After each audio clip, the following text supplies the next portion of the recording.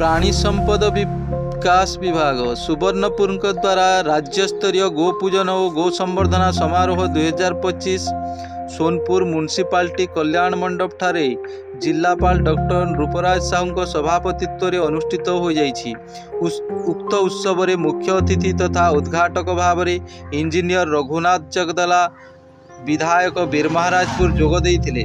अन्यतम सम्मानित अतिथि भाव में सोनपुर पौर परिषदर अध्यक्षा श्रीमती तामसी तमस्मिता नायक, श्रीयुक्त अमीय कुमार पट्टनायक, ओडिशा राज्य कृषक विकास समवाय समिति भुवनेश्वर डॉक्टर सरोज कुमार साहू, साधारण परिचालक ओमफेड डॉक्टर दुर्गादत्त दास, जिला मुख्य जनस्वास्थ्य अधिकारी सुवर्णपुर और मुख्य वक्ता भाव में डॉक्टर शंकरषण माहुंत, उपजिला प्राणी चिकित्साधिकारी सुवर्णपुर जोग देइथिले।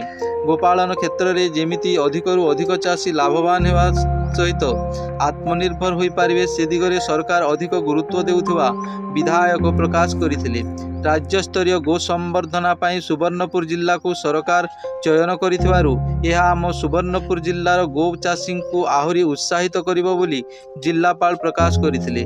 आवाहक जिला मुख्य प्राणी चिकित्साधिकारी सुवर्णपुर डाक्टर रंजन कुमार दास सुवर्णपुर जिले में मुख्यमंत्री कामधेनु योजना माध्यम सुवर्णपुर जिले में रोजगार वृद्धि सहित दुग्ध उत्पादन द्विगुणित करा जाई परिबो बोली प्रकाश करथिले।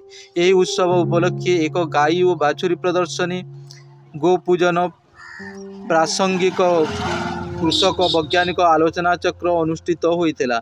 जिले में सफल अनेक गो चाषी को पुरस्कृत करा जाइथिला। शेष में सांस्कृतिक कार्यक्रम अनुष्ठित होइथिला। समग्र जिल्लारू 300 रु ऊर्ध्व चाषी जोग देइथिले।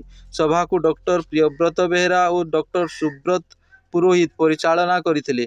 सभा को डॉक्टर सुधीर कुमार पंडा, डॉक्टर मृत्युंजय महांती, डॉक्टर श्याम सुंदर पांडे, डॉक्टर झसकेतन पसायत, डॉक्टर शुभाकांक्षी बेहरा, देवेंद्र साहू, चिन्मय भुक्ता, मनोरंजन होता सहयोग करथिले।